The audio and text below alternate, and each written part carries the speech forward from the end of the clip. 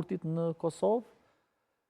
Apo është edhe shenjë dobësie e opozitës që nuk e kupton peshën e vetë kur është fjala për rastet kësaj natyre?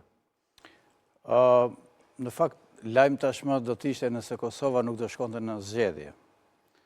Është stërvitur dhe është bërë aq proverbiale kjo gjë sa po thyrë rekordet për te europiane për njësi kohe.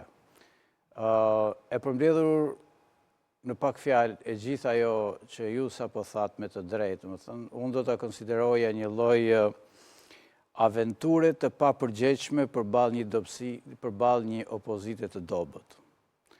Pra, këtu merr kuptim qasja e Albin Kurtit, mënyra e menaxhimit të pushtetit nga zoti Kurti, por edhe paaftësia e opozitës për të organizuar dhe për të ngritur në lartësinë e një opozite që në fundit ka një përqindje goxha të rëndësishme për sa i përket manovrimit kushtetues dhe politik. Edhe këtu kam parasysh rastin e presidentit, nuk kam parasysh çështje të tjera.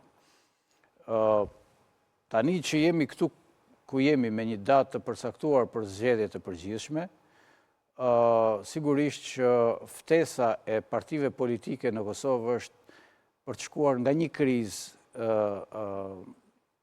e vetme, si që ishte kriza për presidentin, për të shkuar drejt një krize më të madhe, ku do të kemi një zhvillim të paparashikuar përsa i përket konstituimit të parlamentit të ardhshëm, qeverisë së re, pra mazhorancës qeverisë dhe presidentit. Kriza mund ta zgjerojë dimensionin e vet, hapësirën mund të bëhet krizë më e rëndë?